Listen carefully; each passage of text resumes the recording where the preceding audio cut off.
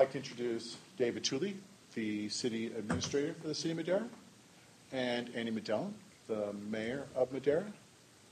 And I missed the executive. He stepped out? Very good. So here's what was my opportunity to make up for last week when I didn't announce him. So I want to go on the record that Bobby Khan, the executive director of the EDC, is also in audience and will be available today for questions. I wasn't going to start this way, but yesterday I just have to share a story. Because, here we are, we've been together now for going into our third week, and the reason we started these workshops was to help businesses avoid some of the problems that they were engaging in when they were trying to start a business. And yesterday was the perfect storm of what I don't want to see happen with small business, and exactly the reason why we started doing this thing. I had a business come in. They paid rent for 2 months. They're not open.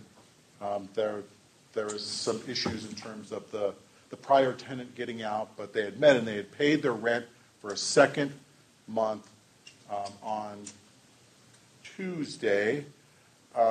I saw them on Wednesday. On the Tuesday before I met them, that particular shopping center has a myriad of problems in terms of parking and non-compliance, and I was meeting with the property manager there saying, how do we resolve these matters? You've got 2 empty suites. How do we move forward with getting those suites filled with these other issues? And out of the blue walks a person who has no business license, no fictitious business name. There's no way for me to know that they existed prior to the moment they walked in the front door and said, I've been paying rent for 2 months on my building. How come I can't get open? And in this case, here's a terrible situation where I don't really have a whole lot of right answers right now. I'm working with the manager and the owner of that center to try and get to a place where I could place her in that location. So usually I can at least find them if they file a fictitious business statement. We'll send a letter out saying, hey, we saw you had a fictitious business statement. Why don't you come in and say hi? No sign of a business other than I've now paid 2 months of rent and I need to get my business open. That's exactly why we have small business workshops, and it kind of speaks to starting a business in the city of Madera, a step-by-step guide as a component of our dialogue. And many of the things within that step-by-step guide, she had no idea about moving forward with starting the business. Had a business concept, wanted to get it going, found the site she wanted, and signed a lease. No clause, no escape clause, no come start paying rent. And with a suite that at the time she signed it really wasn't prepared to even entertain a business going in. So we started session 1 looking at those city processes, how to figure those out.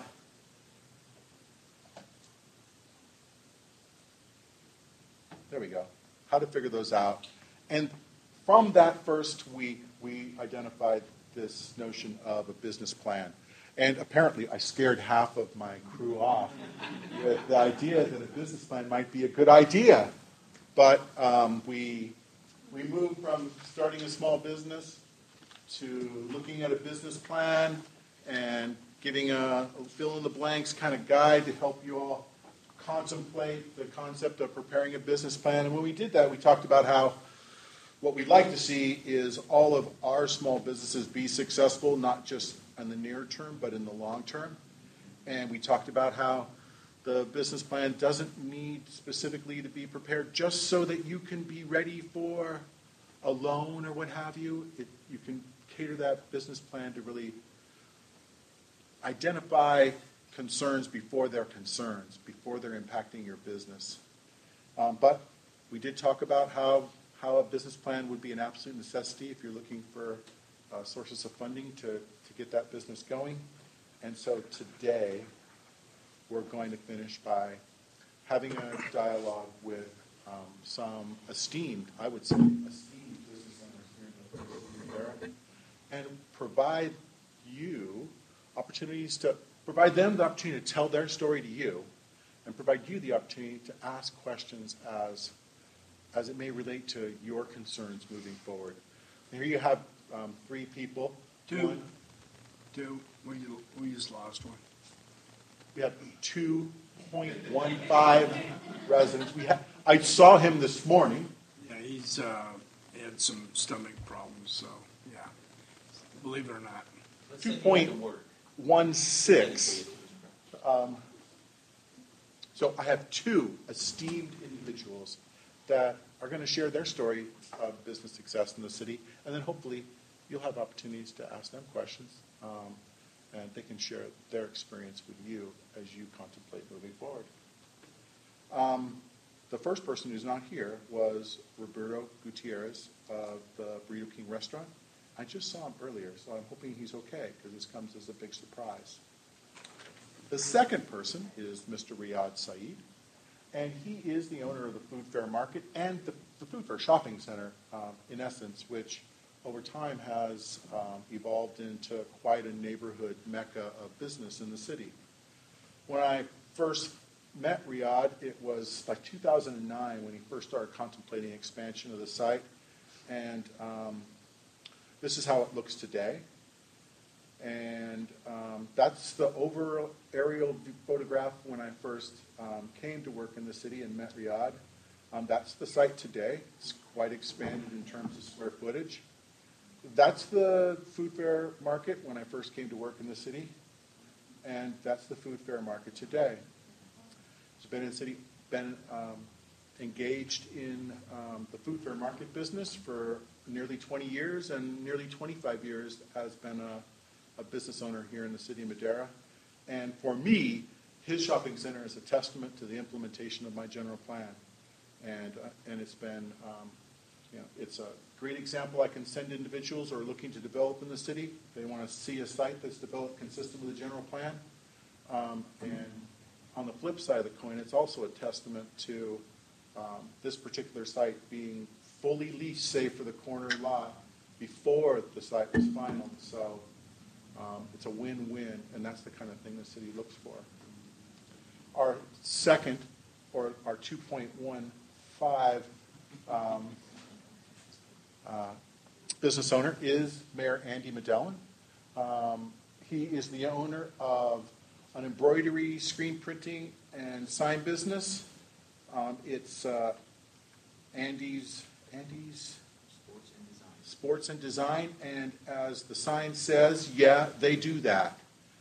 He has been in business now in the city for 24 years, and has quite a story to tell as it relates to his journey from a new small business to a business now fully established for 24 years. So I'll start with Riyad as an opener. Good morning, guys. Good morning. Microphone, no microphone, or? Nope, no microphone. So everybody could hear me? Yes. Okay. First, I'm not a really good speech guy, but I have a little speech that I wrote down here.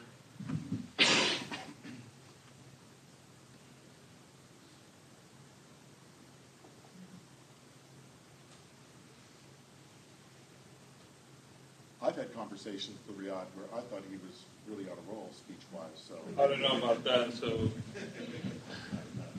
first of all, I could like to say thanks for having me.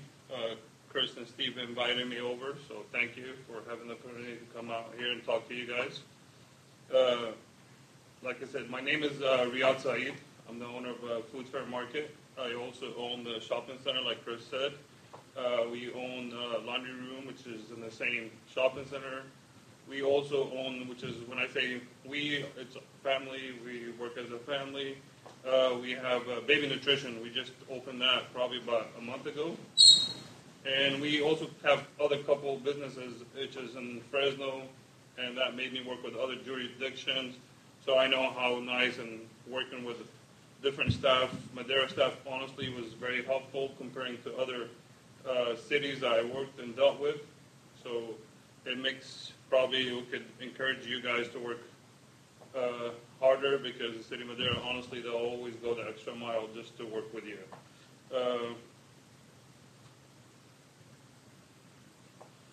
We were in business since, like Chris said, 1998. We took over Food Fair. We purchased the business at first. About a couple years after, we decided to buy the building.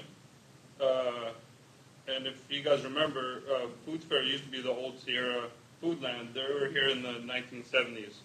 So they've been around been here for almost 40 years. So we took over in 1998. We decided 2 years after that to buy the building. And you guys seen how the building it was. So I always had a dream. I want to take it to the next step. I mean, fix it up.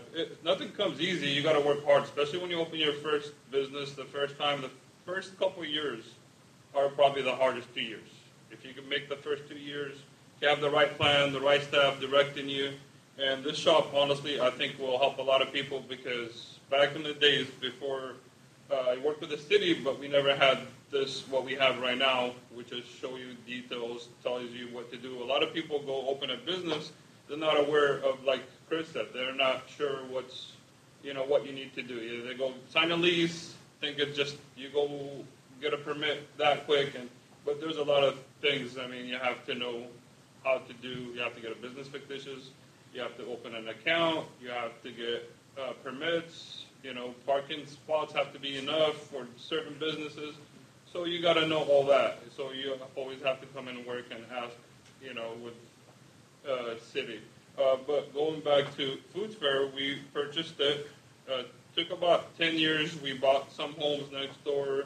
We wanted to expand, and then I approached the city planning department, where me and Chris worked together side by side. He helped me do the layouts, do a lot of things. I had an architect, but still you need to go through, since I didn't have that much money to start with, I wanted to do everything on my own to save whatever money I could, which is everybody who starts a new business probably needs to do, go the extra yard so you could save some money so you could keep your business going.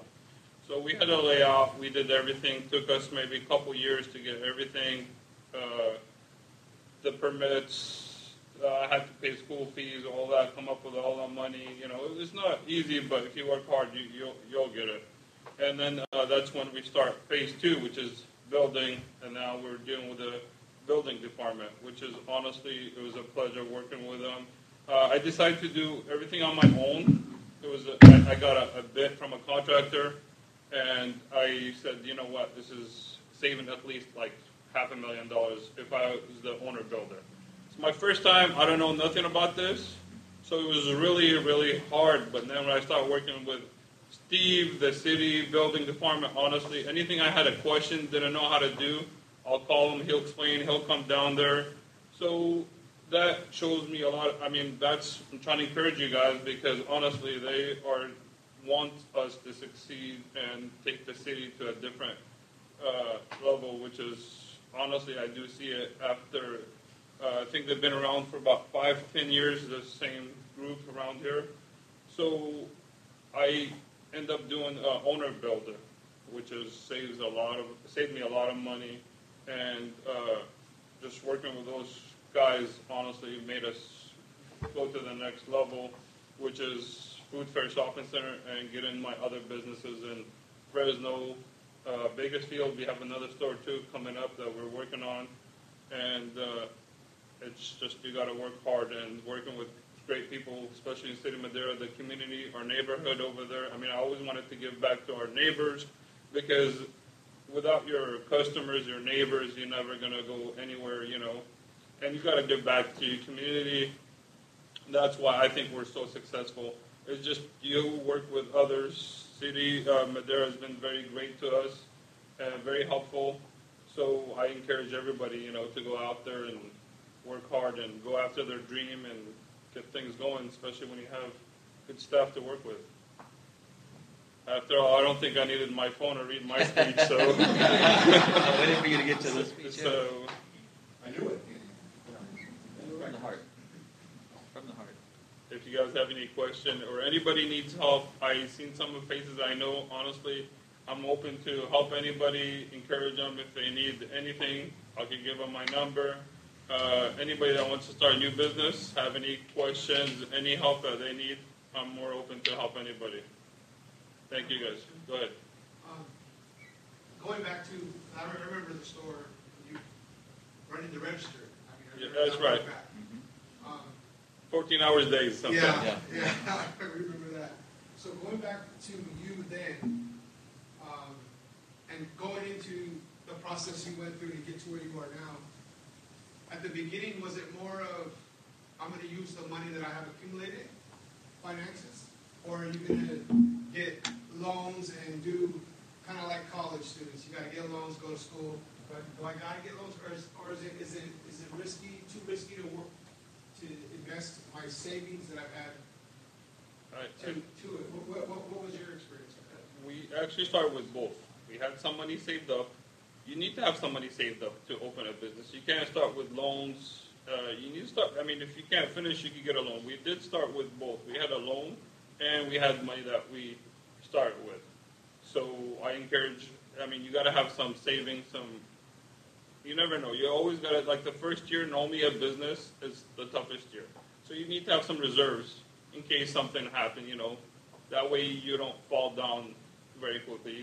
The business takes time to get known, to get going. So, you got to have both. You got to make sure you can pay your loan, and that's what keeps you in business. Now you can't pay your loan, that's when the struggle starts.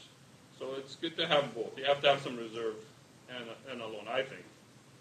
Because my original idea was to use what I got, and If you could do that, I think that's the best idea. That way you have no payment. You want to get your expenses to be the least. If you have a big overhead, and in the beginning, business is not coming yet, and then that's what makes most business, I think, go out of business. Your overhead got to be as little as much as you can. Less employee, that's when you're working long hours and doing all that, and time comes over, and it'll be easier. Good question. Yes.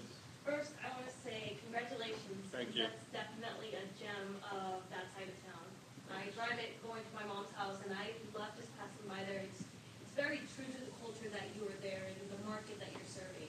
And secondly, thank you, because I know that you've given to the community, and it's true, once you start being successful is when you start giving back.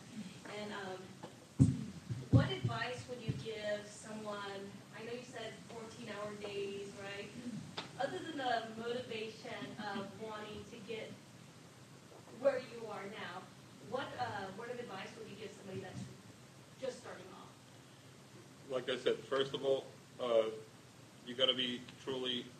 I want it to be the neighbors. If you're nice to your customer, your neighbors, that's one reason that they're gonna always come back. Community always, you gotta always give back, even at the start. Work very hard at the beginning, like I said, and be humble all the time.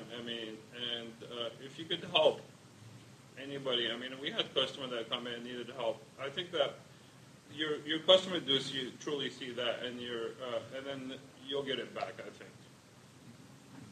You're welcome. Yes, ma'am. Yes, again, thank you for coming Thanks. and, sharing the wealth of information from experience and doing it. But it sounds like you had a lot of family support. Was it just you who went into the food fair market, or did you have a lot of other family members and you really worked together to work there in the business? And was it financially pulled money together to help you succeed? Well, actually, money was family. It was my parents. Their entire saving they had. I was only about 18 years old. So my parents' saving was $50,000 back in 1998. So they had to put that money out. That's how we started, with only $50,000. It wasn't much, but that wasn't at that food fair location. It was a couple of years before that. We owned Easy Gas, and our lease, it was on Yosemite. So we had the 3-year lease, and that's where we started at. And the only 2 people that worked there was me and my older brother. So it was only 2 of us that worked there. Like I said, long hours, made some money in about 3 years at Easy Gas. Our lease was over. It's the current welfare department now, so they took over there. So that's when we moved to the other side of town and bought the business by ourselves.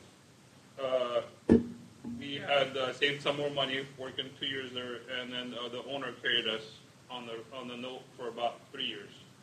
So that helps. Thank you. You're welcome. Yes.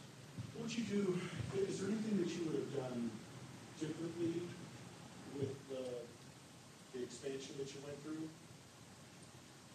Actually, after looking at it, I love everything about it. I am a lot more experienced. I mean, you always, like everybody else, you live and learn. The more experience you go through, you learn a lot of different. We had some struggles, with the architects, and you get to know other people. But I would have changed a couple of things. But honestly, I love the way shopping center. I love the colors. I think that's the neighborhood. Colors, the whole, I just walk in there now proud, honestly, every time I go there. I still can't believe I achieved that. It was like a dream, and, I don't think I'll change anything about anything over there. You ever contemplate continuing that expansion throughout the remainder of the month? I do sometimes, but, Yeah, he does. But I spend how much time I put. You got to leave some time for family now. I think. Money is not everything. It's nice to have, but you know what? Family is definitely. I want to spend more time with family. Work hard at the beginning. Exactly. Put those 14-hour days to get to where you're at, so you can have the. You're right. So you're still married then? I can say yes. We should meet then. We should meet. You're right. You're 100% right. Yes, sir. As the owner of the building, do you have tenants too? You know what? We do have. I think we have total of 13 locations. Like I said, we own Laundry Room, which is a laundry place, and we own Baby Nutrition. We also have about, I think, 9 tenants. Honestly, a lot of my tenants, when they came in and they wanted to open business, like Chris said, they had no idea. I helped most of them. They're all like coming to the city, they didn't know what's going on. So I'm coming working with Steve, with Chris, and they're really helpful. And we probably worked, me and Steve, on the ice cream shop. We worked on, we have a money wiring location that they had to do a lot of things, and they had no idea how to do anything. I'll bring them, and they're like, at first, they're like, oh, we don't know, we should do this. So I'll bring them over, introduce them to Chris and Steve, and it just, from then, it's just easy, honestly. Okay. So as an owner, landlord, I'm purchasing an existing business that's been in business since 91. You're buying a building or a business and the building? The business in the building. So it's been there at this location since 96, so 21 years. Nothing has been improved with inside the business. It needs painting, it needs some fixing up. I spoke with the landlord. I haven't signed the contract or lease yet. I take over June 1st, but she doesn't want to put any money into this business. She says she doesn't have the funds An improvement. for tenant improvements. So what can I do as a tenant to, ask her to please, nothing's been done in 20 years. Yeah, I mean, some of the landlords honestly don't want, you could give her examples, but the same, before we did our remodeling, honestly, after remodeling, our business went up about 20 to 25%. It does make a big difference when you remodel your location, especially when they're a new owner, you're showing a lot of improvement, you're adding up. So it helps your business. It'll take it, I think it will add up. Any new business, it will You see all the franchises. You see McDonald's, Taco Bell. They're all doing remodeling. They're doing it for a reason. I mean, because business, they'll get more business. Maybe she doesn't want to invest. If you have a good lease, I mean, it's your business, and you're investing in your own business because you will get the return back, I think. Okay, so if she's refusing to do it, then it's on me. You have to decide, is your lease good? Sometimes they don't want to spend any money, but they're willing to give you maybe 3-6 month free rent for you to put back in the building because it's her building, you know. Right. But it will. She's even wanting to raise the. She wants to even raise the rent. So yeah, it's she wants to raise the rent and do nothing. Option, you should try to put, if she's willing to sell her building, maybe option to buy it after 3-4 years if your business is successful. You have an option to buy it, so now you know you get whatever you invest in that building. If you're buying that building, you'll get it back. You're welcome. Might want to also look at other alternatives as well. I mean, they know the business is established, that carries a lot of weight, so I mean, you want to think long and hard on that, but if she's totally uncooperative, there might be some other spaces that might be equally or maybe even a better location for you, so that's just an option. Sure. Well, my hands are kind of tight. It's a mail rental spot, so there's over 200 mailboxes in there with that address, so I wouldn't be able to move. So I'll just have to do it myself. Option to buy the building would be good. What can I do to get the line shorter at El Dibu, the taqueria? That's my question. They're always busy.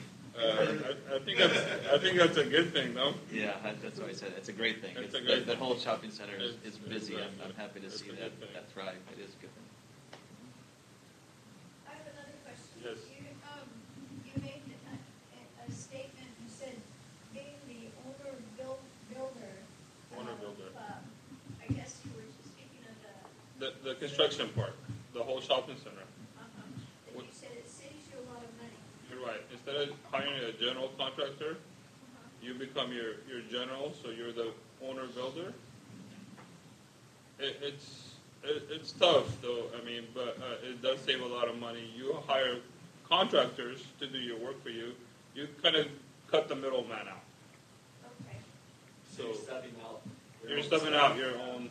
Instead of having something set for you. Yeah. I see. General contractor, we usually have about 15% usually of the total project is what that's a kind of a normal range of where they work. So by doing it himself, he eliminated that contractor, the person who oversees the subs, he became the producer. Now, did you have that kind of experience? And did the city of Madera, did they help you? Actually, that's what, honestly, I didn't have no experience. It was my first time. So when it comes to planning, me and Chris spent hours doing the layouts, planning, and all that. But when it comes to the building now, Steve is the man right there. He goes the extra, Steve, he's the chief city building department. And that's honestly, when it comes to building, any question I had, didn't know what to do, I always called him up, and he was there all the time. Okay, great, thank you. Thank you. I'll add that that's brave stepping out as your own owner builder when you don't have any experience. Because you still have to have the work done by a licensed contractor. Now you don't have the reliance of a general contractor to line up those contractors to do that work. You become the general contractor. So it can become a bit of an adventure when, whereas a general contractor can pull one building permit to do one bit of work, but to do all of the work, when you have to go and select your individual contractors, then there are multiple permits that Steve has to manage through that process. In this case, it worked out well, and in no small part because the property owner was willing to do the heavy lifting and kind of bring their skill set up to speed to be able to manage the project and the mini. We're running off one building permit anymore. We're running off multiple building permits for construction of firms. So, A like project worked out well. yeah, it worked well, but like that thing, like you said, it's not, especially when you have a contractor, they'll be experienced, work with other people. So as a first time, it's a little harder because you don't know who you're working with. Are they good? But what helped me out, I did have a superintendent that he had over 30 years of experience of construction. So we had a lot of companies lined up. He did business with them. You always need somebody like that. Exactly. You got to know, because you could hire somebody, and if they're no good, that's going to be extra, But the superintendent helped out. You also need to weigh the pros and cons, because, you may think about the savings on one hand, but then again, the time investment that you're gonna have to make as the owner of the business. Are you taking, I think we talked about it a little bit last week, about the A time, B time, C time. But are you taking A time that you should be your most productive, doing something over here, and then all of a sudden the business starts to slide, and you're trying to do this over here. So sometimes you have to weigh it out. In Ray's case, it worked out really well for him, but on an individual basis, you need to really be cautious of that, so that you're not jeopardizing what's really paying your bills to try to say sometimes you're better off to have that professional run the project and you do what you run your business. Any other questions? So you have a question? So you came into a business that was somewhat established already. Do you find that, like, with the people that are renting and then are new businesses coming in, how can you see it for them? Do you think it's like more difficult for them to like build a customer base starting on their own as opposed to coming into a business that compared to construction is already established? It was already established, but the numbers that we did was not incomparable to what we do today. You always got to improve. If you want to go into business, you're always going to go look at it and see if you could improve it, I think. If you don't see a lot of potential improving it, that means it reaches peak and you can't do much. That's what you got. Open a new business. I mean, I had, like I said, there's about 8 or 9 tenants that we have. I did see some businesses take off from the beginning. I did see of them takes a year, like, to establish their clientele, I think location does a big fact. If you have the location, if you have the customer service, and if you have the right product, and you're nice and friendly, I think you'll do. You do okay. I'll add that one of the changes with the food fair project was we all had placed a advertisement sign for the upcoming construction that was going to occur. He wasn't getting a lot of hits on that, but what he was learning was that the reason why a lot of the prospective tenants shied away from the location wasn't the location, it was the amount of square footage. And whereas originally we had a building with 3 suites in it, ultimately in the end that 6,000 square foot suite has 6 tenants in it. So what he learned from that sign was that there was a demand to locate businesses in the location. There wasn't a demand for larger amounts of square footage. So I think the largest suite in there is the bakery. Yes. And that's maybe 1,400 square feet. It's about 1,100 actually. The biggest one is the baby nutrition in the corner, which is about 20. That's the largest one in Yeah. the corner.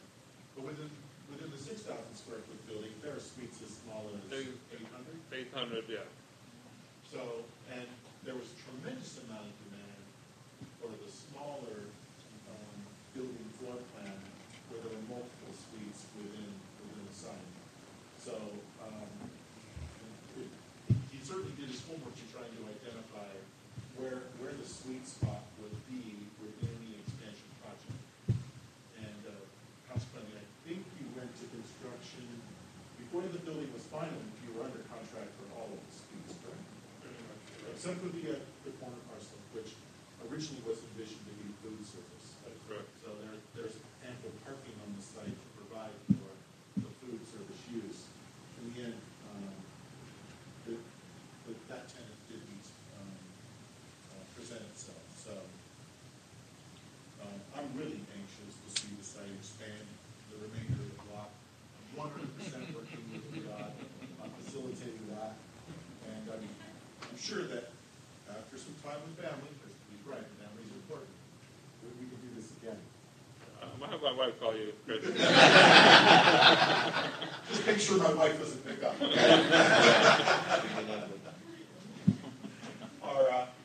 Thank you, Rita. Thank you. Thank you. Thank you. Our next small business owner is Andy Medellin, and I'll turn it over to Mayor Medellin. Thank you. Thank Chris. you. Thank you very much. And thank all of you for taking time out on your Saturday to come here and hopefully learn a little something about small business. And I want to thank staff, Chris and David and everybody here to put this together. To kind of piggyback on what Chris had said about that horror story yesterday, I've seen a lot of that in my time. I served on the Planning Commission, born and raised here, and I see where people get off on the wrong foot, if you will. They have a great idea, a little bit of money saved up, and I cook very well, and my friends say that I should open a restaurant, and that's great, and they probably could be successful if we got started on the right foot, but they don't. They sign leases before they find out it's not the right place. They don't visit the city or EDC, and so unfortunately the food's still good, but the business fails. So if you don't mind, just to kind of get a flavor, no pun intended, maybe what kind of business are you guys thinking of opening? How many people already have opened a business? Anybody? So you guys are possibly thinking about opening a business, right? May I ask? Yeah. What do you We're think? opening up the tap house on the shore. Nice. That's my Nice. planning commission. Okay, very nice. How about you? What ideas, thinking? And if you don't want to share, I don't mean to put you on the spot or anything. I'm just trying to get an idea. We're thinking that it's like a little photo booth. A photo booth? It wouldn't be a stationary,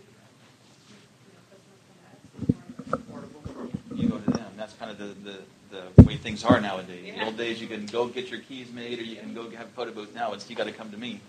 We know what you're doing. You're gonna The mail drop. possibly take over the mail drop. Yeah. You have to sign that contract, but I think Riyadh had lease. some I've the signed the lease. contract for the business, yeah, the lease for the. Yeah. I think he had some great advice for you. I mean, you have leverage in that, do you want a boarded up building or an empty building, and do you want somebody to take it over? So, yeah, I agree. Do as much as you can to get some of that money back if you're going to make improvements. Okay. How about you guys back there? possibly a preschool. A preschool? Home-based or a separate building? Separate building. A separate building? Okay, good. How about you? Screen printing. Nice. Screen printing. Yeah. Competition. That's all I wanted to hear. I have a lot of questions for you. Yeah. My wife also runs a daycare at home, a state licensed daycare at the house. Good. So I told her the other day, we debate, should we open a screen printing shop or should we just go facility? Yeah. With the daycare, because the daycare is just so profitable, more profitable than probably the screen printing business would be. But we're still weighing. Sure. I'm leaning more towards the facility, but we're going to see what time. Sure. I'm going to say daycare. I'm just going to tell you right now. Just kidding. How about you? You won't steal my idea, will you? Absolutely not. No. What happens at City Hall stays at City Hall. Pet service, pet walking, Oh, pet nice. sitting, and eventually boarding, pet boarding. Grooming, things like that too, or maybe down the line? It may be down the line, Okay, but okay. that means taking the class and getting the credentials for it. But Possibly. Possibly, I don't know. Maybe I'll love it so much that I will do that. Well, I already have 2 clients for you because All my right. son takes care of our neighbor's dogs, and she's been gone for 3 weeks. So let him out, feed him. It was all fun and dandy for about 2 days. I'm looking for a place to board him. I will. I don't care what it costs. So yeah, I can maybe get you some business. Yeah. And you said that you were very close to, or Yeah, the restaurant. tap house, Late restaurant. summer. Very nice, Bobby. We can never have too many tap houses, right? Right. Liliana, we know you're a jack of all trades. Yeah, right now but you're- eventually I will do some financial service once I become a CFP. Okay. One of those 800 square foot buildings, you don't need something very big, a nice little suite just to put a desk and a lamp, but you're going to go out and sell yourself and that kind of thing. And I hope to open a used bookstore that focuses on used and rare books. Very nice. What kind of store is it? Used bookstore, new and used books, maybe rare books. I just couldn't hear what you Yeah, maybe expand a little coffee shop, a Yeah. little Wi-Fi, I things know, like yeah. that. Yeah. Yeah, see, I love that. I love that here in Madera. I mean, obviously, I think we all go here, but that corner bookstore, coffee shop that has its hometown flavor, yeah, I think that'll do very well. Thank you for sharing. I really appreciate that. Nobody's going to steal your idea. You know, people, you have to me, I have to talk to people and kind of fill out, well, is this something that's going to work, you know? Yeah. And that's what I used to tell her, you're not going to steal my idea, are you? They're like, oh, no, well, go ahead. Well, you may not know it, but I just network. So right now you've shared what you guys are going to do with amongst each other. So hopefully you all have clients already before you've even opened. That's what it's about in small businesses, selling yourself and networking. Well, I was where you guys were back in the early 90s. I was working for a company here in town. I was 8, 9 years into working for somebody else, and it was that I can start my own business. And it's scary. And I had a few dollars saved up, although I didn't have enough to be comfortable to where it's like, if I go out in 6 months, it's not a big deal. I mean, every nickel counts. I was newly married. I'd just been married for a few years. And it was that, are we going to do this or not kind of thing. I knew in my heart I could do it, just like you guys. You have the passion, you have the desire. I know I can do it. But it's the scary stuff. Where am I going to open my business? What if nobody buys from me? Well, what is my business plan? And what is a business license? And do I have to go to City Hall? And all these questions, that was the unknown. And so, again, by having Chris do this and having you guys get off on the right foot is just huge. I wish more people would take advantage of the unknown. It would really, really, really help you get off on the right foot. So at that time, with the blessing of my wife, and kind of the jump off the ledge, I'm going to do it, the first place I went to was our EDC. I went to Economic Development because I wanted some help. I wanted somebody to hold my hand and tell me it's going to be okay. I'm going to guarantee you that you're going to make money. You have to work a little bit. Okay, that doesn't exist. And my idea was not what I had been doing for the last 8 or 9 years. My idea was like a tap house. It was a sports bar. Madera needs a sports bar. TVs, beer, bar, burgers, fries, the whole deal. We didn't have that in Madera. And so the idea was great. We're going to make a lot of money. And so I went to EDC, and Bobby wasn't there yet. It was a gentleman by the name of Ken Cherubino, who was our director at the time. And he sat me down, looked me right in the eye, and he said, "Where are you going to buy your beer mugs?" "Do you know how to bartend?" I mean, other than this kind of thing in college, no, I don't know how to bartend. "Where do you buy food from? Are you willing to work 16 hours a day, 18 hours a day? First one there, last one to leave." And he really hit me between the eyes of you have a great idea, Andy, but you have no experience. You're really getting into something that you're going to start on the wrong foot. If I don't know how to interview a bartender, if I don't know where to buy my shrimp from, if I don't know the price of a linen napkin versus a paper napkin, I'm really kind of setting myself off on the right path. And so back then, no Google, no internet and stuff, and I'm reading.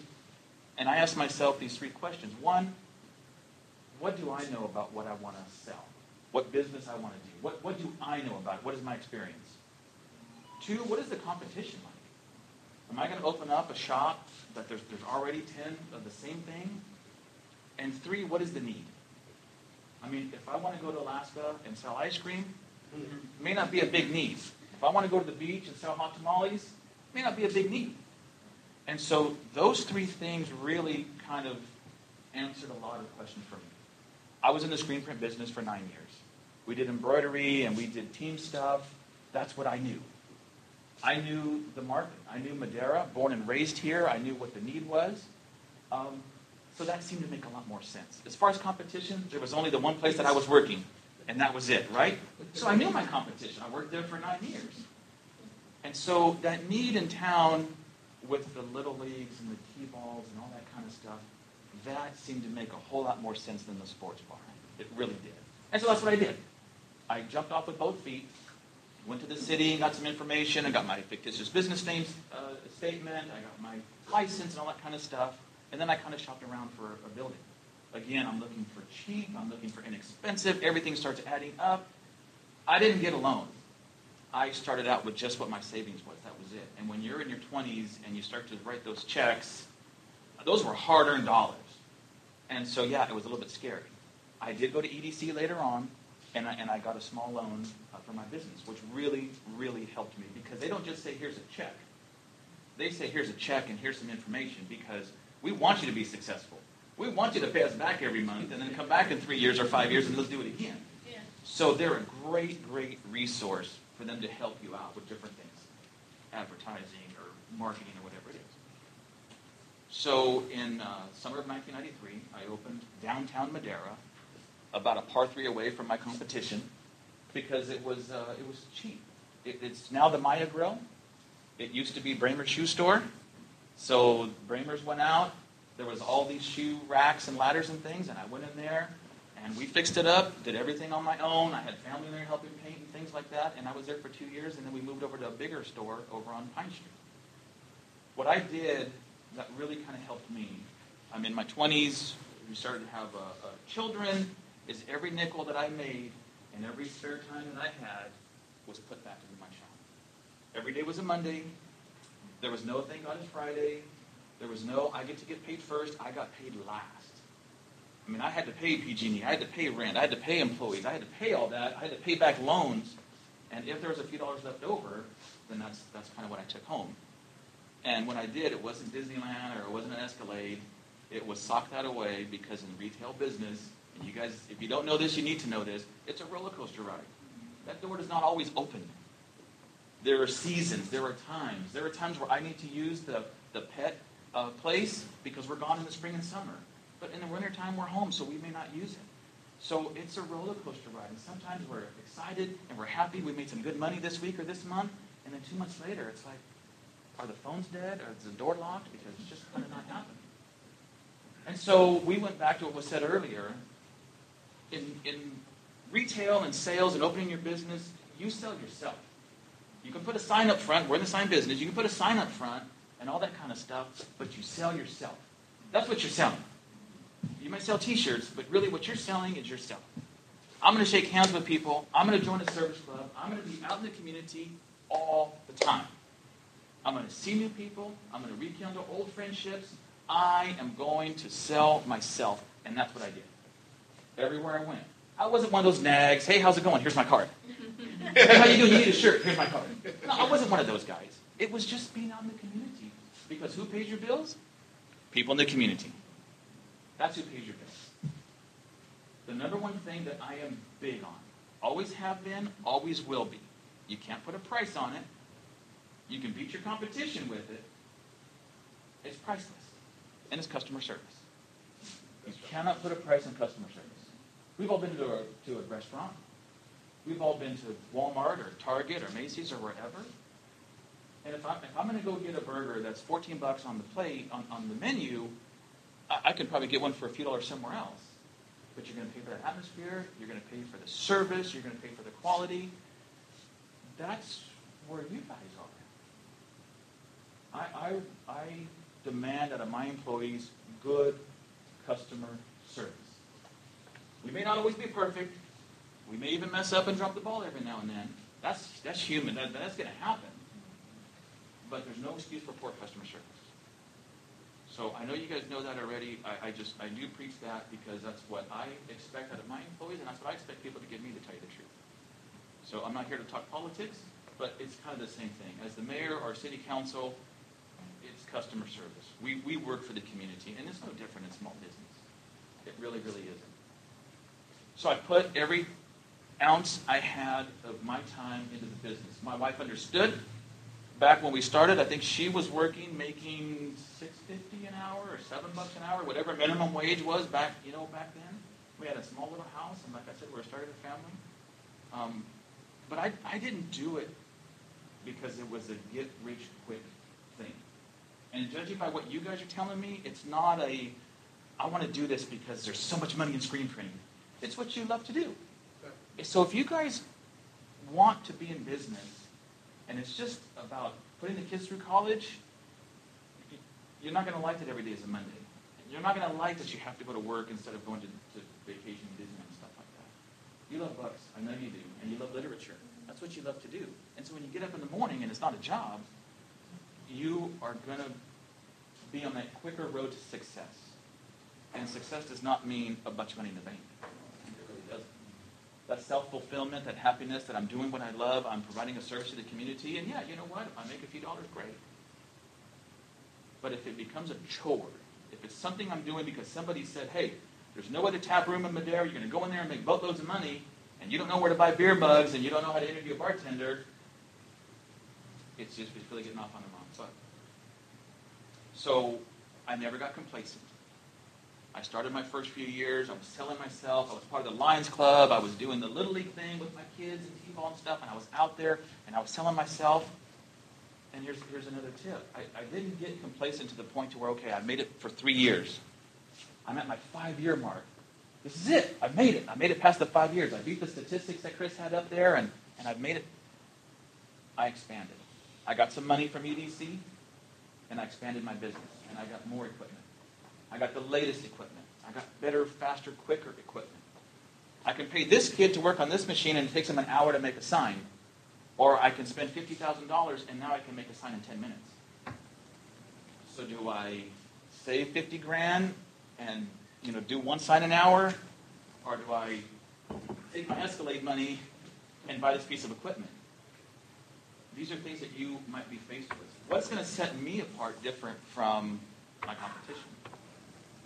And so you're constantly weighing those. Am I going to invest back into my business, or am I just happy with where we are right now? Employees are an issue. You had talked about employees. I did the same thing. It was me and my wife and my sister-in-law. Those were the first 3 employees I had. And my wife was only really there to tell me that the shop was dirty and you need to go back to work. So it was really me and my sister-in-law. And so when you expand and you're hiring employees and you're interviewing employees and then they don't come in on the busiest day and things like that, I'm sure, you can, yeah. Nobody, look, don't ever think that anybody on the outside is going to come into your business and run it the way you would. Won't happen. You guys are putting up the money. You guys are here taking the classes. You guys have it all right here. They just want a paycheck. That's just the way it is. Look, pay me $12 an hour. Minimum wage 10. I want 12, and I want Fridays off. Get used to it. That's kind of what's out there. Okay? So, is it a lot of work? Absolutely, it's a lot of work. It should be a lot of work. And it should be a lot of heartache, and it should be a lot of blood, sweat, and tears. But the best way somebody described being a business owner to me is like back pain. It's indescribable. You can't describe it the way your back feels, right? You want to tell somebody how bad it is. They will never, ever know unless, they haven't. It's the most wonderful feeling in the world. It really, really is. I've been in business 24 years, and I have not worked in the last 24 years. I have not. I've never felt like I have worked in the last 24 years because I love what I do. We were doing screen printings and embroidery. I started with 1 embroidery machine. Then I bought a second. Then I bought 4 more. We expanded. I spent all my money and got the latest, greatest. As soon as one was paid off, great, it's paid off. I can put a few extra $100 in my pocket every month. No, Andy, we got a faster machine now that does, more work. That's right. Great, that's what we did. Then I expanded into a sign business. To be honest with you, I knew zip about the sign business. Nothing. There was a sign business for sale. Did my homework. Is it lucrative? What's the overhead? What's the equipment cost? What's the return on investment? I did all my homework like you guys are doing right now. And I took a plunge again. I got a small little loan. I bought some sign equipment, latest, greatest sign equipment, and kind of, dove off the deep end. And so we've expanded that, took more classes. We do engraving. We do trophies, plaques. We do vehicle wraps, which is big, where we'll wrap a whole car out of our sign shop. And the last purchase I just made, after being in business, and things are going a whole lot better now than what they were 20 years ago, but I bought a UV printer. And what a UV printer is basically prints on glasses. So when you guys open your place and you want your glasses, the beer mugs printed, That's a good business yeah, right there. it is. So, we print on the sides of glasses. We print on anything. That's what my goal was. I don't want to just print on T-shirts. And so we continue to expand, and we continue to go to shows, and we continue to educate ourselves and be the latest, greatest, and that kind of stuff. So it has been very nice for me and my family. It's look, I'm not going to retire and making millions of dollars. That's not the business to do it in. It's not. But it was something that I loved to do. It was something that I knew how to do. And it was something that I think Madera needed. And competition is good. It really, really is. As a matter of fact, there's a place in town, I'll share this with you. There's a place in town called Pro Tees. He does screen printing, he does embroidery, he does signs and banners. He used to work for me. And he worked for me for a number of years. And he's a great guy. His name's Pancho. We still have lunch regularly. He's my direct competition. And we still sit down because he worked for me. He was a great employee. He wanted to jump off the deep end and start his own business.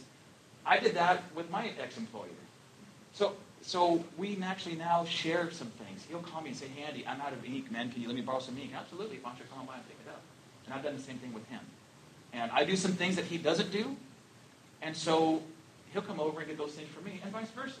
He's one of the best artists in the valley. I mean, this guy could really draw. So he actually does artwork for me. So competition is good. And I mean, not everybody has that kind of relationship. Normally it's this. Yeah. But knowing your competition and knowing your customer needs is that people in Madera don't want to see you guys kick and scream and fight and call each other names. They just want service. They just want to know that they can get it here in Madera. And that's what's kind of our thing with me and Pancho. Look, if they don't buy from you, they buy from me. The fact is, we want them to buy Madera. That was our deal. And so it's worked out pretty well. So that's my story. That's what I did back in the 90s. I really appreciate you guys being here because I know it's scary. And I know you're thinking, I got savings, and do I go get a loan? And there's nobody that's going to hold your hand and say, I guarantee you're going to get all your money back. That does not exist. It doesn't. And you have to do everything in your power you can to educate yourself and to get off on the right foot. And taking these classes is the best thing you could have done. It really, really is. Because our city staff is here to help. They really, really are. And not just on these Saturdays, but possibly finding you a place. Possibly finding you a place that already has the requirements that you're looking for. Our EDC, again, if it wasn't for the EDC, I would have started that sports bar, and I would have a story to tell my kids that, yeah, I went out of business 21 years ago. I used to own the sports bar? Yeah, exactly. I have no doubt. I have no doubt. So Bobby and his staff over at EDC want nothing more than to help you guys out. And I think everything that you guys are doing right now and the ideas that you have, I think they're great because I know each one of you have some experience and you already know what to do. So it was a passion of mine and it still is. It still is. So I think I'll stop there and open up to any questions. If there are any questions, I'd be happy to answer questions. Like everybody knows Andy's Pro Tees. Mm-hmm. I know you know Cristino. Mm-hmm. Worked for me too for a number of years. Yeah. Cristino for me, I didn't work in a shop. I didn't start in a shop. Mm-hmm. I want to make a shirt. Yeah. Feeling one day, and this was years ago as a teenager, and back then there was no way. So we were drawing on shirts, doing whatever. Yeah. Then they came out with iron-ons, and then I got into that. Yeah. Got into a little bit of trouble. Came home a few years later, and it really got stuck on me. Well, now there's YouTube and all this, and it started with a YouTube video that turned into, okay, a UDO, little printer, hey, you can buy a little UDO, all in one, and my wife noticed the glow that I had when I started doing it, and it turned into a desire that's just, and then I met Cristino. Yeah. And I understand the relationship you're talking about. Yeah. You have with Pancho. And Yeah. Cristino texted me this morning, hey, I got some shirts for having a yard sale, bro. Come down here because everything's got to go. Yeah. We have over. Yeah. And there's other guys that are in the same spot as I am, and they'll call, and I'll call, and it's the relationship that you have to be like that. You have to be willing to embrace it, and I asked Cristino, and I was like, is there room for another shop in Madera? Yeah. And he was like, Joseph, there's plenty of room for another shop in Madera. And I go, well, Andy's, has this reputation, and, not to speak bad on anybody, but Pro Tees has that reputation, and he was like, be in the middle, be in the middle, customer service, you're a good guy, you do this, you do that, and, but that leap that you're talking about of faith to just get out there and to do it, I'm glad you said that, because, I'm looking at you, and that you're exactly where I want to be. Mhm. You know, I'm a lot older than when you started, but I decided about a year ago that I was going to be mayor of Madera one day. What more competition? Yeah, I know. This guy's after me. I told my wife, I was like, Big yeah, I told my wife, hey, Yeah. you know what? I think I decided something today. She's like, what's that? I was like, I'm going to be mayor of Madera one day. Yeah. And she was like, okay, you know, my wife knows me that when I put my heart into something, it's going to happen. Yeah. With T-shirts or no matter what. Yeah. You know, I'm a welder and machinist by trade. That's Yeah. what I do Yeah. for a living. And I don't like it. I've been doing it for 20-something years, and it Yeah. pays really well. Mm-hmm. I will be definitely making less money doing this. But it's not about finances. It's about doing what you want to do. Yeah.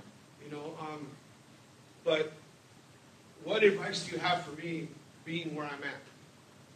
You know, I want to open a shop. Yeah. Scared, like you said, nobody's going to hold your Yeah. hand. Yeah. You know, I have support from my wife. We've been married 30 years, and again, it comes back to the two. She has her business, and Yeah. I want this. Yeah. But just being new to it, what advice do you have? Do you have kids at home or any I other? have 3 kids in college. Okay. They're all in college. 2 at San Francisco State and 1 at Fresno State. Good. This is what I did. I sat down at the kitchen table before I left my old job, and I was asking myself the very same questions in the mirror. Is I kind of thought rent's going to cost me this, and this is all my overhead, and it was kind of an eye opener. And I thought, could I go without a paycheck for 6 months? Could I spend this money and get 0 in return for 6 months? And it really should have been a year, to tell you the truth. But that's kind of what and it was no. At the time, it was no. I mean, we had both of our paychecks, and we were living definitely within our means. I had put some money aside, but am I willing to say, I'm going to take this leap of faith, and if I lose 10 grand or 20 grand, it's okay. Hey, I tried it. You have to really ask yourself that question. You have passion, you have desire, but you have bills. I'm going to be very honest. We all have bills. And so is this something that, take the leap of faith, put my savings into it, and I just have to do it. I have to try it. I've done all the things right. I have the right place, the right terms and lease agreement, and I can do this. But you have to have that what-if factor. You really, really do. Be honest with yourself and have the what-if factor that, hey, I can lose that money. And then I'll go back to welding, and I'll get back on my feet, and so it's not a big deal. I'm not going to be in the unemployment line, but I have to do this business. You have to ask yourself that question. I mean, I don't think Syed would have done what he did if there was a chance I'm going to lose it all. In business, you want to eliminate risk. There's still going to be a little bit of risk, right? There's always going to be a little bit of risk, but you want to take your risk from this to this, and just have this kind of risk. And so you have to measure that risk, and you have to really ask yourself, is this something that I could afford to get 0 on return for 6 months? And then if you start making money after 6 months or a year, when I say making money, I mean pay the bills. I don't mean... You're paying the bills. That's what I mean. Yeah, you're paying the bills. If you can answer that to yourself, and only you know, and pay for college or whatever your overhead is at home, if you can afford to go with $0, that was the question I asked myself. My most expensive college student finishes master's next year. Yeah. So that'll free up Yeah. some serious funds. Yeah. Yeah. My son is pretty self-sustaining, so Yeah. and my youngest daughter got a pool ride, so it's the oldest one that's. Do you know your craft? Do you know your competition? And what's the need in town? You know who your competition is. Yeah. You seem to know your craft, and we're constantly evolving. Yeah. And then what's the need in town? Only you can answer that. Only you know that. I thought you were going to tell them no sports bar. We got one coming in already. No. Yeah. There will be Yeah. there'll be no sound on our TVs. Yeah. Yeah. No. That's exactly where I was, man. It was just we can do this piece of cake. I mean, why didn't anybody do this before? Sports bar, 20 TVs and all that stuff. Easy. We got cold brew coffee for you. Yeah. And Wi-Fi. We're more of a Nice. relaxed atmosphere. Nice. There is no. Where? They'll have sports playing, but there won't be any sound. Yeah. So Yeah. I'm sorry. What shopping center? the Home Depot. Yeah, okay, great. You guys going to the old subway? Yes. Nice. Good. The mayor's always looking for a place to hang out and have some cold coffee and meet with a few people, so I'll be sure to keep an eye out for that. And we need to talk outdoors for signs. You got it. You got it. See there? Selling myself. See there? Selling myself. How important would you say marketing is and getting the word out that we're going to be opening Huge. up there? Now, Do you marketing, still market like TV and commercial or radio, or more like social media, Facebook? well, when I started, there was no social media.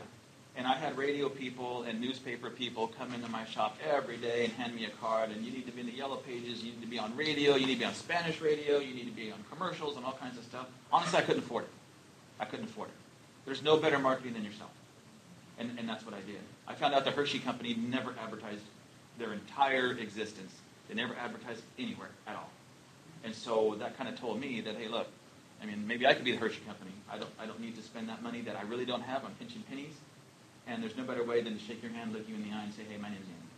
And this is what I do. What do you do? And start carrying that conversation. It's free. The message is mine. We start conversations. And when I make a few dollars, I'm going to start to advertise. It's been 24 years and I still haven't done it. Social media is huge. Is huge. Definitely use social media. Twitter, which I'm not on, but I need to be. Those things where some of the food trucks are tweeting that I'm going to be at this location at this time, and then, I mean, people follow these trucks, right, and they wait in line for an hour. Obviously, the food is good. So use social media. It's free. I think you can boost or something like that for, for a few, yeah. Honestly, Yeah. Mary said social media is probably going to be your number one. Yes. For your type of business, Yeah. it'd be the number one. Definitely boost. Madeira's a small Yeah. town. It's not going to cost you a lot to boost in Madeira. Mm-mm. The more you boost, I think you're going to get a lot of customers. We own a furniture store in Fresno. We do a lot of boosting, and our business pretty much doubled because of social media, Instagram and Facebook.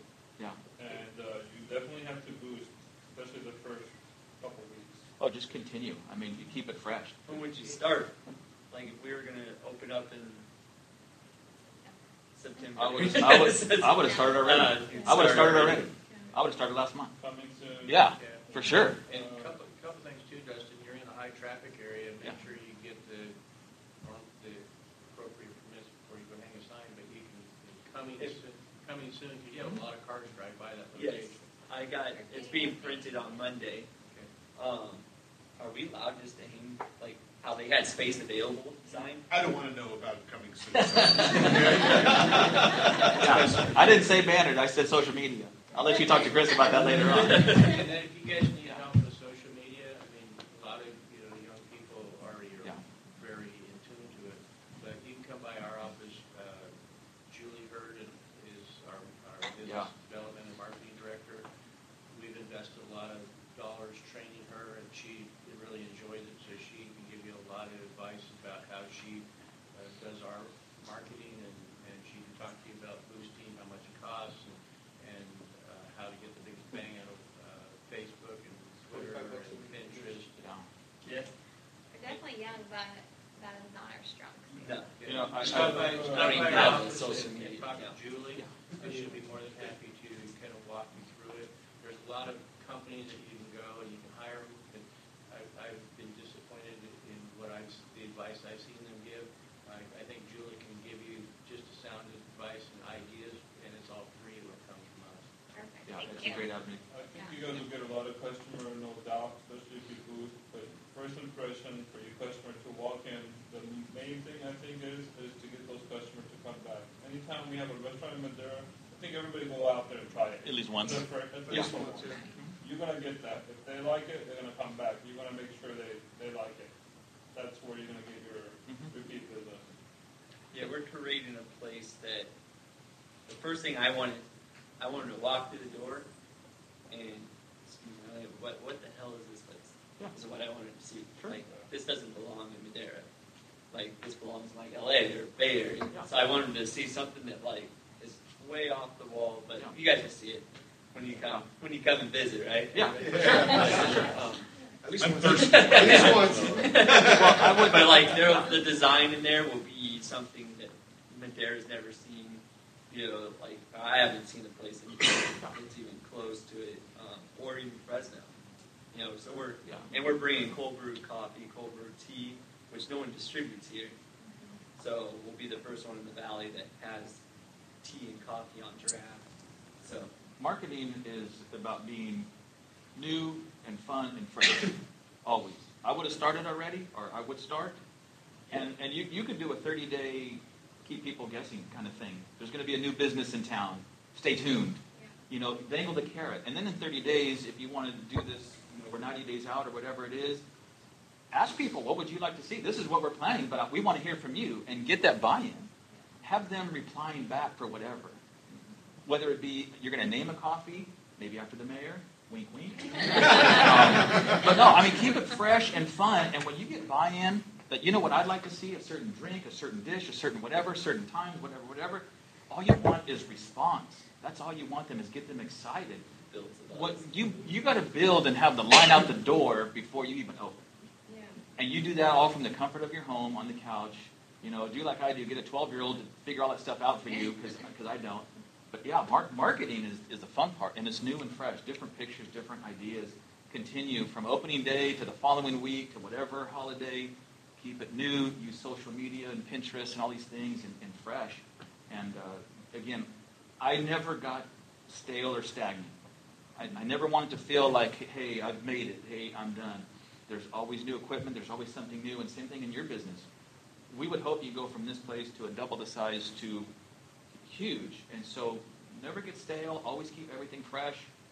And social media is a great way to do that. You know, when you get on Facebook, there's also, like, it's called Madera Online Garage Sale, where people like the page, and they have like 6,000 people that like the page. So when you post, people sell their bike from their garage, or they sell a lamp.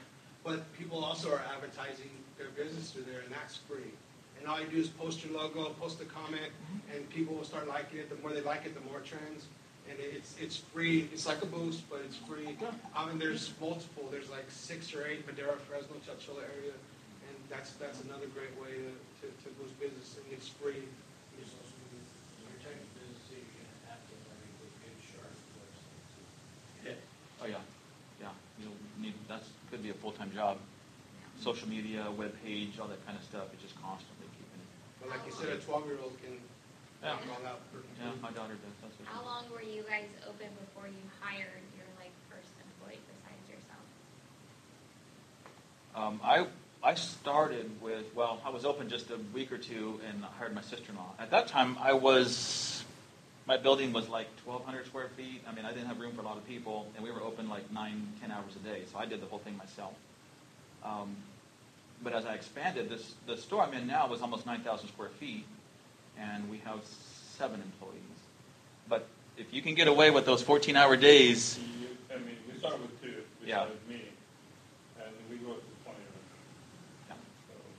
It takes time, but yeah, he hit the nail on the head. Anything you can do to keep your overhead down, anything. If you can get a cheaper PG&E rate, if you can work a contract with your landlord to keep things down, 3 months, 6 months free rent until I get on my feet, whatever you can do to keep that overhead down. To keep it down, but with Yeah. your business, like the first impression makes a big difference. You Yeah. gotta make sure you're staffed when you get this Yeah. big traffic, because if not, the first impression is not going to be that good. Yeah, it should be your guys' face. They won't You come have, back.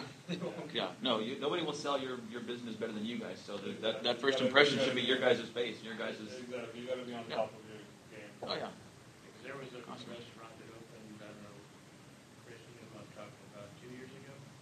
And the first day of opening was such a disaster, I think they lost half their customers that day, just because their customer service was so poor. Yeah. They didn't know what they were doing. They opened up, they got hit with this big crowd of people, and they couldn't handle it. And people didn't get their food for an hour, and they just walked away, and that business just slowly Yeah. declined. What I recommend too is probably like open a day just for family, employees, and friends, just to test everything, make sure everything's working right, you know. And it's family and friends and employees. That way you test everything. If there's any adjustment needs to be done the next day or the following, you could do that. City staff, we have been We'll come and talk Sure. about it. There's lots of fun marketing things to get you guys out there. Yeah. Lots of We're fun. friendly, Yeah. and not too picky. So good We just feedback. wanted to get the hotel behind us. They said that they're cutting the ribbon with you, actually. I think. And they're saying August, but you know how business goes. Sure. So it might be September. Yep. But yeah, plan is to be open Good. before they get their remodeling done. Which they sent me what they're doing to that Holiday Yeah. Inn. It looks amazing. Yeah. That place is going to be really I nice. would have talked to them already, or talked to them, Yeah, whether I it's have, coupons or freebies, people that stay here, walk across the street, come to my place. I mean, that's marketing, and that costs you zero. Yeah. Maybe a little printing costs, that kind of stuff. Yeah, Sal's. All my wife worked there for 11 years. Yeah. Sal's, Yeah. like $10 gift cards, like 10 of them every month, every other month. Yeah. And, Yeah. I mean, they give them to, where can we go eat? Well, here's a coupon for Sal's. Go, they're right there. Go ahead and go down. I'll give you guys a straight answer on your grand opening. The reality is, it's kind of gray zone. You have grand opening permits that are free, but you're not open yet. So really, and there's nothing that says in the ordinance that speaks to coming soon signs, other than announcement signs, construction announcement signs. Okay. So you're probably comfortable placing coming soon signs as a component of your tenant improvement. You don't have any tenant improvement per se, but you're under contract and you're buying the business, you'll be making some improvements. You should go out and provide under new management or something like that to promote the fact that there's something different at the mail stop. It kind of falls under an umbrella of the city being very much invested in seeing successful businesses come about, and that's difficult to do without letting the drive-by public know that there's something different. Yeah, it'll be a 3x10 vinyl. And then there's already screws in the wall. There's too much so. information already. The less information you give Chris, the better. Exactly. You guys were thinking of a daycare, right? Is that what you said? Preschool, yeah. Preschool. Okay, that's what I was going to ask. So there's an education factor to it, right? Yes. Okay. Yes, And so have you gone to find some locations? You said it was going to be a separate place. Yeah, I'm looking for here in the City of Madera, but right now I currently run an in-home preschool. I converted my garage to a living area. Okay. And I'm looking to expand some of my capacity that needed there. But I'm looking here, I have a waiting list, but it's half day. And so. Right. Well, I was going to say that there is definitely a need in town for not just and forgive me, there's sitters and then there's preschool, Yes. that kind of thing. And I'm seeing kind of that trend with, if you're going to have my kid more time than I have my kid, then, colors and building blocks and letters and stuff is kind of what they want their kids to do. I mean, kids nowadays at 3 and 4 years old are on social media and doing all these funny kind of things. So that's why I was going to ask, this isn't just kind of daycare, feed them, this is preschool. Yeah, this is actually a preschool Great. enrichment program. Yes. Great. Good Yeah. for you. So, yeah. Good for you. Yeah, I think it's an awesome idea. Yeah. Awesome. You're not the only one out there with one, with that idea. The city, 3 months ago now, we were just talking about it in my staff meeting about reaching out and seeing where they were on their process. But we did entitle a preschool daycare that will be converting a former church, perfect conversion, assembly to an assembly use. Okay?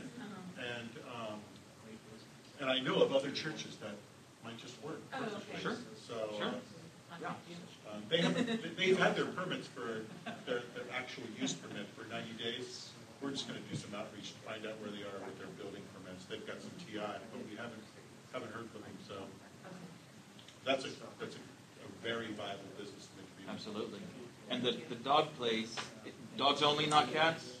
To begin with, yes, dogs, cats, maybe even fish, because I know people have really big, nice aquariums, and eventually horses, but I don't have that experience, and I want to get the education. Maybe as you expand and grow and things like Yes, that. as I grow.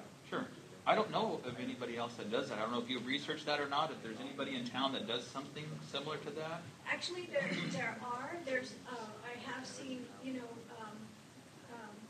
outlining cities that have, that's a competition, But not here in Madera. No, not here in Madera. Yeah. It seems the people I talk to, they're like, oh, no, I don't know of anybody, and that would be great.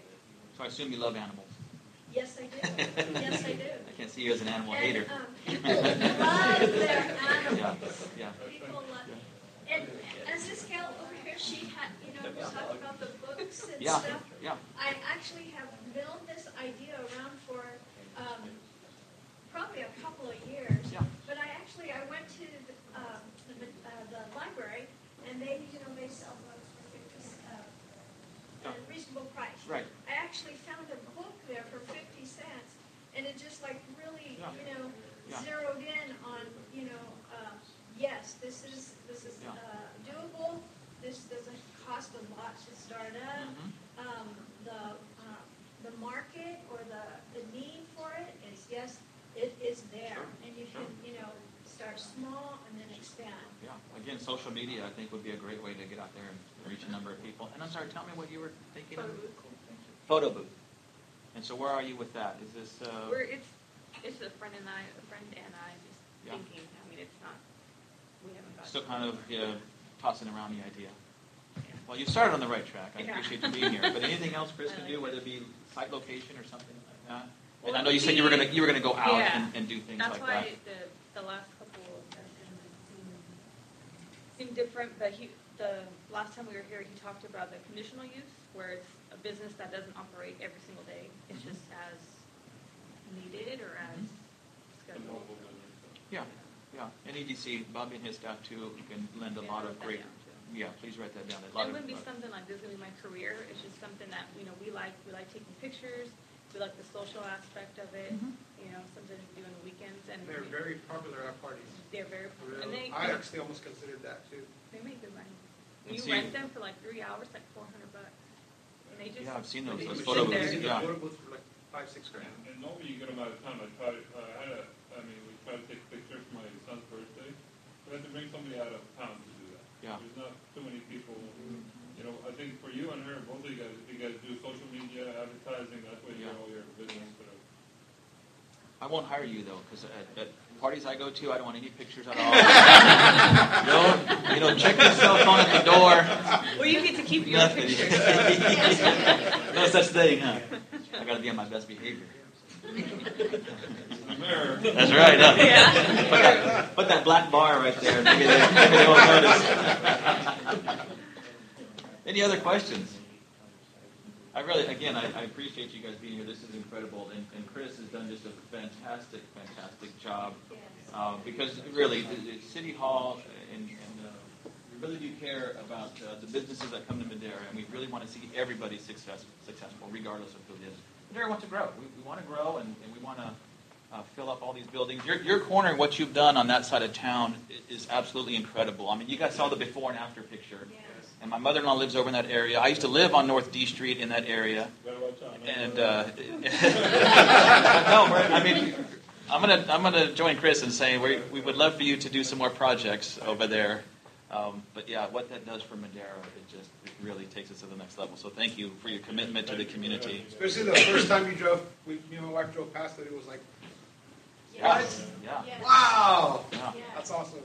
The capacity, or I've noticed like when me and Bobby were driving around looking at places, there's not really much to choose from. I think I even overheard you say that, like, there's not very many buildings in there.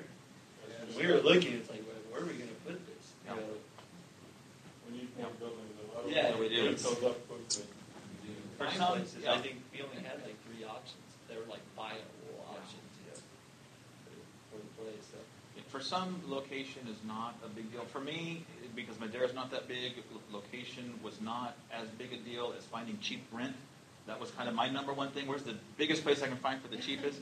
But in other cases, having a coffee shop on the outskirts of town probably won't make a lot of sense. So you have to weigh those options as well. But you're right. There are a lot less vacancies than there used to be, and that's the way we want it. We want it's a good sign. It's a great sign. Yeah, and that side of town, I will say, over there on North Shore in that area is going to be a great growing area. It really is. So having done the groundwork and establishing yourself will be a good move. Let's get those permits in. Yeah, that's his job. Next week. Yeah. Next week. I've been looking for them. Let's give it up to Mr. Saeed and Mr. Medalla. Thank you. Last chance for questions and answers. Yeah. I have a question. Yes. So I want to open a used bookstore. I also write, and I was just wondering, from what I understand, and I wish I would have came to the other CBDs because I feel like I missed out on a lot. But in order to get a business license in Madera, you have to have a physical location, correct? Yes, and the physical location will determine the appropriateness of the business. So, an industrial zone for a bookstore, coffee shop, pool hangout site probably won't be embraced. So if you're looking for a commercial type of zoning district, there's some great ideas for a So where would business that- such as yours. Yeah, where would that be at exactly? Like this area, like downtown Madera, or how would I know what would be suitable? There's generally three areas of the community that have a lot of commercially zoned properties. The first one is downtown. Almost all of downtown is just a general light commercial zone district where things like a bookstore are permitted use. Then there's Howard Road, which is more of it's really historically it's where the city first expanded into suburban retail. And today it still has that kind of South Madera, Southwest Madera neighborhood commercial feel. And then last one would be Cleveland Avenue, which is really your freeway off-ramp, big box, shopping center type of development located in that particular area of town. But if you want to stop by. Yeah, because I do some writing for somebody that owns a computer repair off of Gateway. Rob? So if you want to do that. So I do he's trying to open an IT school for CompTIA A+ certification. So I write I write his syllabus and just different stuff for him. Well, he has offered to rent me space because I do a lot of writing. That's kind of where I make the bulk of my money. I mean, I sell books online, but and I recently used the Boost post on Facebook, and I don't regret it, but oh my goodness, I did like a really cheap resume and list of references, like $30 for 30 days that you could get it. I literally had 73 people jobs within 3 days. So I can't wait till June 5th because I'm swamped. And if you don't need a storefront for that type of business. Eventually, I would like one, but I would like to get started now so I could start. Yeah. Well, you can have a home occupation permit for the city. The critical component is that it basically has to be invisible, so you wouldn't have customers or clients or employees to the house. Yeah. But since you need that address for your business license, if you propose to use your home to do that, that sounds like a perfect home occupation as long as your clients are coming to you. No. You just get a home occupation Most permit. of them I don't even meet. It's all online. There you go. Or you might meet them at your soon-to-be completed coffee shop bookstore. Well, Rob that owns Rob's Computer Repair has little offices in the back of his where he teaches. So one of the computer spaces he's offered to rent me. So would I be able to get a business license there? Yes. Yeah. Then I will definitely do that. Because I would like to be able to go to events, even to the Swami, which I never go to, but to go and just offer my services and try to sell books It's there. on South Gateway, right? Yeah. Got it. Yeah. I've been here. That's great. Then I'll definitely call you. I think I shook his hand a long time ago. Hey, Chris, if she'd like, or anybody that's looking for a location, if you want to come by our office, we're generally familiar with the zoning. We're generally familiar. I'm not an expert like Chris when it comes to, but like with Dustin, he and I drove around. We kind of showed him some different locations, some different places. We pretty much know what the rent factors are around town. We kind of know what the rents are downtown. We know what the Howard Road rents are. We know Cleveland rents, and so we can kind of talk to you about rent factors. We can talk to you about things that are in your lease, like net charges and that kind of thing. But we're happy to give you a ride around town, either with myself or Julie or one of us will give you a ride around. We can talk to you about each area and show you, and then you can kind of give us feedback.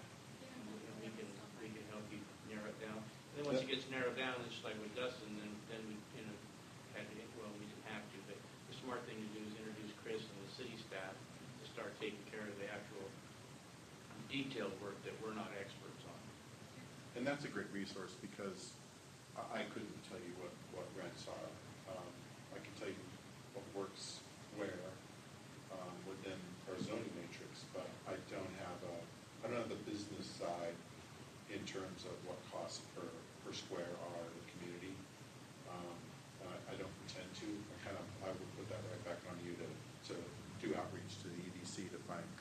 find that information. And you can, if you just kind of want to get a quick look, you can go to our website. We have our properties available, and we try to keep that as current as we can. Sometimes, we'll miss, I know we don't have everything because we're dependent upon brokers and property owners to feed it to us. And then if we see a sign around town, this way you never want to follow too close behind me, because if I see a police sign, I don't know what's going on at that building, I'll stop and I'll write down the number, and then we'll call and actually ask that landowner or that broker, what are you offering, how much space do you have, what's the lease rate, and so forth, and then we'll put it online, and then you can open it and you'll see how much, whatever we have, you'll see on that, but you can go through it real quick because it's just all thumbnail on the left-hand side. When you open it, it will open up to the full details. That's good, I'll definitely check that out. I know that last week I just kind of went through downtown, like looking at places just to see if anything was available, and there was literally 2 spots. Huge, like I don't need that much space. Yeah, it's tight around there. I also noticed that downtown there's so many like retail clothing stores. So I wonder how they stay afloat when there's just like, it's repetitive. Mannequins. They must make good money, right? Or A lot of those businesses actually started at the swap meet. They did very, very well 1 day or 2 days a week, and then they found a retail place. They wouldn't be there if they weren't selling clothing. Yeah, exactly. That's why one of them I talked to, they've been there for a few years, and then you walk 2 spaces down, they're almost selling the exact same. One of our largest tax bases in the city of Madera comes from downtown. Yes. Yeah, very, very good businesses down there. On Pine, there's a new shopping center going up, correct? Across from the old Liberty Olives? Oh, that's an industrial park. Oh, yeah. That's an industrial park. That would be I-zone property. I want to fill that up with job-generating type industrial activity, you bet. So I'm going to do that. You watch. Have no doubt. No machine shops or welders. Any other questions? We need welders and machinists. We do. I had hoped that you would have brought the gal that started the Eye Candy Boutique and clothing. Stacy. Yeah, Stacy. Yeah. Great gal. She started out, like you said, she had like a big RV van. It was almost like a taco truck kind of thing. Yeah, she sold clothing out of her truck. So clothing, I guess she went to events, craft shows, and started like that. And she started next to Maria's Taco Shop, and now she's over here by on Howard. So yes, I was kind of hoping you would have a woman here, so she could kind of tell how she started her business. Not to say that I'll rub elbows with Stacy. But Sometimes I have had wrong answers for Stacy, but I've always been cordial. So, if you think Stacy would be interested in that, sure, I'll reach out. All right? She's definitely an entrepreneur and a successful one. Yes, yes. And so I'll take that under advisement. A big part of her success was social media. Yes. I mean, she was a mobile place, and she went all over, and she kind of tweeted and used social media to tell people where she was, and she did very well. I had to keep my wife off of that website. Bling me. Yeah. Accessorizing.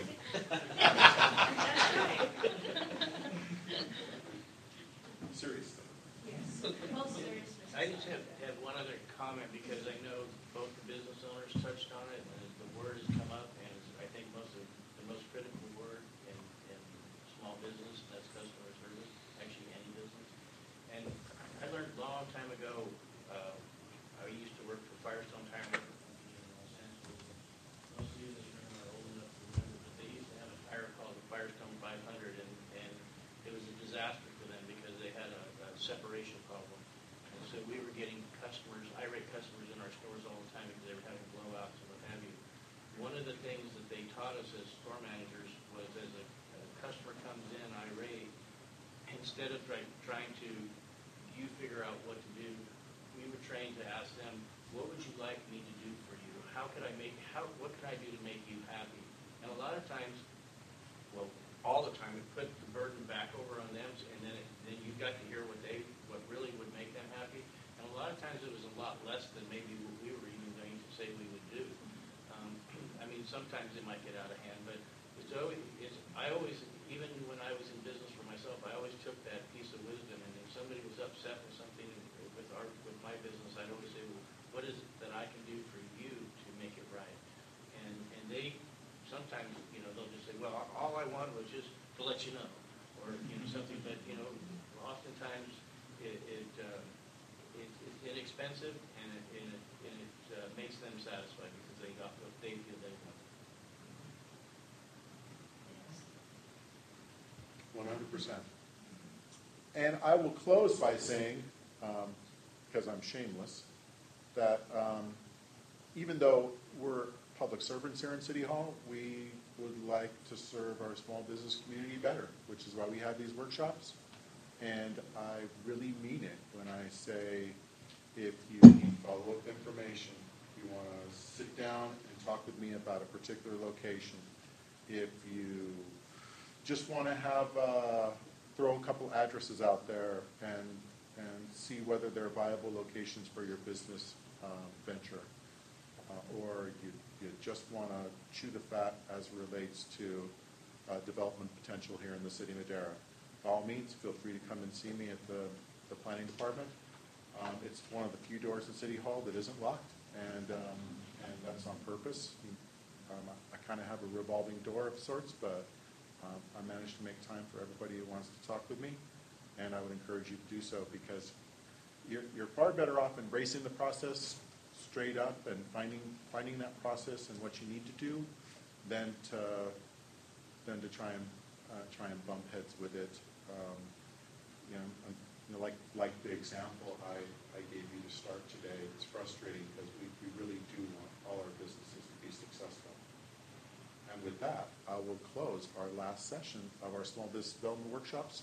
I want to thank you all for being here for the last 3 weeks. It's been a pleasure, and spread the word.